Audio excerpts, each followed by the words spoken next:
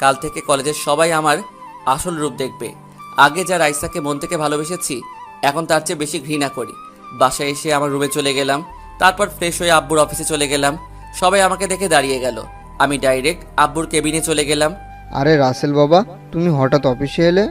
আব্বু, আমার কিছু টাকা লাগবে। এই নাও কার্ড, তোমার যা লাগে নিয়ে নাও, আর তোমার কাছে কার্ডটা রেখে দিও। ঠিক আছে আব্বু, আমি গেলাম। এখন কোথায় যাবে? মার্কেটে যাব কিছু শার্ট প্যান্ট কিনতে। তাহলে গাড়ি নিয়ে যাও। না আব্বু, আমি রিক্সা নিয়ে যাব। তোমার যেমন খুশি। আচ্ছা, তাহলে আমি যাই। ঠিক আছে, যাও, সাবধানে যাবে।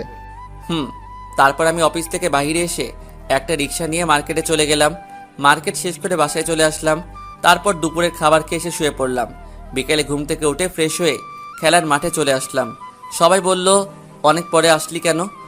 কোনো রকম কথা কাটিয়ে দিলাম। খেলা শেষ করে বাসায় চলে আসলাম। রাতে কিছুক্ষণ পরে খাবার খেতে চলে গেলাম। আব্বু, আমি কালকে গাড়ি নিয়ে কলেজে যাব। এই রাসেলের আম্মু, দেখো তো, রাসেলের মনে হয় কিছু হয়েছে। কি হয়েছে বাবা তোর? আমার আবার কি হবে? আমি ঠিক আছি। তোমাদেরকে যা বললাম তাই করবে, আর সাথে কিছু বডিগার্ড লাগবে। তোমার কি হয়েছে আমি জানতে চাই না, আমি এখন অনেক খুশি। তুমি যেভাবে বলবে সেভাবে হবে, মাই ডিয়ার সান। আর কিছু না বলে খাবার খেয়ে রুমে চলে আসলাম।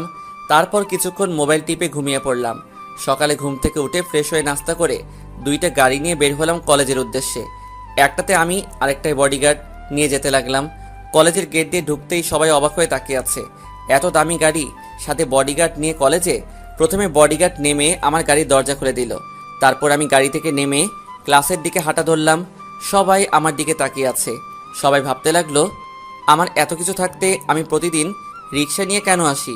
হঠাৎ রাইসার দিকে চোখ গেল, আমার দিকে এক নজরে তাকিয়ে আছে। হয়তো ভাবছে ছোট লোক, হঠাৎ করে এত পরিবর্তন হলো কিভাবে? তার এত কিছু থাকতে আমাকে কেন বলল? তার বাবা অফিসের কর্মচারী। আমি ডাইরেক্ট গিয়ে রাফিয়ার, জয়, রিয়া তাদের সাথে বসলাম। বন্ধুরা আমার দিকে তাকিয়ে আছে। কি রে, কেমন আছিস? আপনি কে ভাই? ওই শালা, আমার সাথে মজা করিস? তুই আমাদের কাছে সত্যিটা লুকালি কেন? জয়, ঠিক বলেছিস। ও ব্যাপার না, আমি চাই তোরা আমাকে ভালোবাসবি, আমার টাকাকে না। আমি তোদের মতো বন্ধু পেয়ে অনেক সার্থক। আমি আমার বাবার ক্ষমতায় চলতে চাই না, কিন্তু এখন দেখি টাকাই সব। টাকার কারণে ভালোবাসা চলে গেছে, তাই এখন রাসেল তার আসল রূপ দেখাবে। ওই রাইসাকে বুঝিয়ে দিব টাকা থাকলে সব কিছু হয় না। সবই বুঝলাম, কিন্তু তুই এখন কি করবি?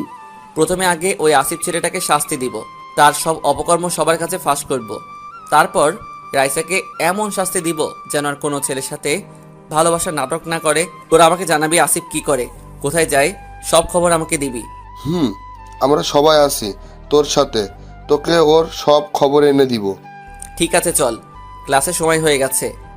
চল। তারপর আমরা সবাই ক্লাসে চলে গেলাম। আমি আর রাফি একসাথে বসলাম। ক্লাসের সবাই আমার দিকে তাকিয়ে আছে। রাইসার দিকে তাকিয়ে দেখি আমার দিকে তাকিয়ে আছে। আমি তাকাতেই রাইসা চোখটা নিচের দিকে নামিয়ে নিল। সব ক্লাস শেষ করে বাসায় চলে আসলাম। রাইসা পুরো ক্লাস আমার দিকে তাকিয়েছিল।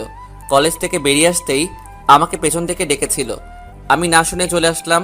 বাসায় এসে রুমে গিয়ে ফ্রেশ হয়ে দুপুরের খাবার খেয়ে এসে একটা ঘুম দিলাম। বিকেলে ঘুম থেকে উঠে ফ্রেশ হয়ে খেলার মাঠে চলে গেলাম। খেলা শেষ করে বাসায় চলে আসলাম। বাসায় এসে রুমে গিয়ে পড়তে বসলাম। পড়া শেষ করে খাবার টেবিলে চলে গেলাম। তখন আম্মু বলল, আচ্ছা, একটা সত্যি কথা বলবি আম্মুর কাছে? আমি কি কখনো তোমাদের সাথে মিথ্যে বলেছি? কি কথা জানতে চাও বলো? তোর হঠাৎ পরিবর্তন কেন, আমাকে বলবি? আম্মু, তাহলে শোনো। তারপর কলেজে কি হলো আর রাইসার সাথে ভালোবাসার সব কাহিনী বললাম। মেয়েটা টাকার জন্য তোকে ছেড়ে চলে গেছে। ভালোবাসা কি টাকা দিয়ে হয়? ভালোবাসা হলো মন থেকে। সত্যিকারের ভালোবাসা কখনো টাকা দিয়ে হয় না। ভালোবাসা বিশ্বাস রাখতে হয়। কিন্তু মেয়েটা তোকে চিনতে পারে নাই। তারপর তোকে একটা কথা বলি, মেয়েটাকে চোখে চোখে রাখিস, কারণ কোন সময় আবার ওকে কি করে ঠিক নাই। আম্মু, কিন্তু আমি তাকে আর কোনোদিনও ভালোবাসবো না।